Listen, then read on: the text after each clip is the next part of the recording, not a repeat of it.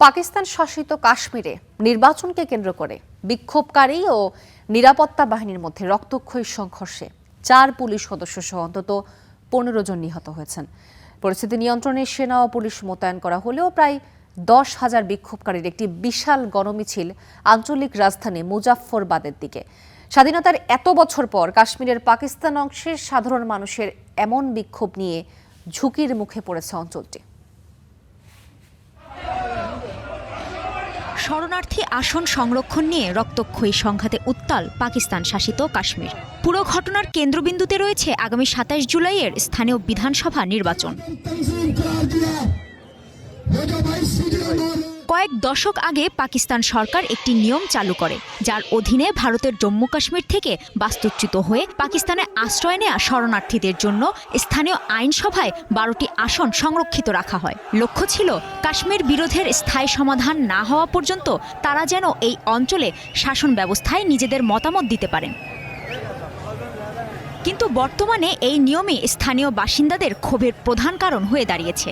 আন্দোলনকারীদের জোট joint Awami action committee বলছে, এই সংরক্ষিত আসনগুলোর ভোটার ও প্রার্থীরা মূলত পাকিস্তান শাসিত কাশ্মীরের সীমানার বাইরে বসবাস করেন। ফলে আইনসভার মোট আসনের প্রায় 25% আসন এমন লোকদের হাতে চলে যাচ্ছে যারা এই অঞ্চলের প্রকৃত বাসিন্দা নন। আন্দোলনকারীদের এই দাবিকে সম্পূর্ণ নাকচ করে দিয়েছে স্থানীয় প্রশাসন ও পাকিস্তানের সর্বোচ্চ আদালত।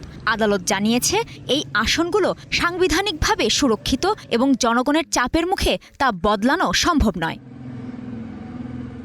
সরকার আন্দোলনকারীদের 38টি দাবির মধ্যে 37টি মেনে নিলেও এই আসন বাতিলের মূল দাবিটি মানতে অস্বীকৃতি জানায়। উল্টো গত 5 জুন সন্ত্রাসবিরোধী আইনের আওতায় আন্দোলনকারী সংগঠনটিকেই নিষিদ্ধ ঘোষণা করা হয় এবং নেতাদের গ্রেফতারে পুরস্কারও ঘোষণা করা হয়। সরকারের এই দমনপীড়নে ক্ষোভের আগুন আরও ছড়িয়ে পড়ে।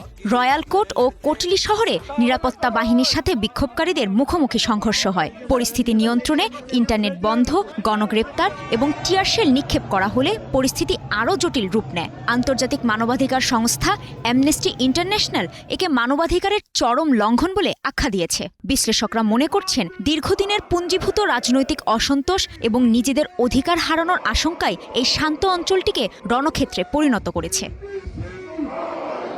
কাজী শাহরিন, স্টার নিউজ।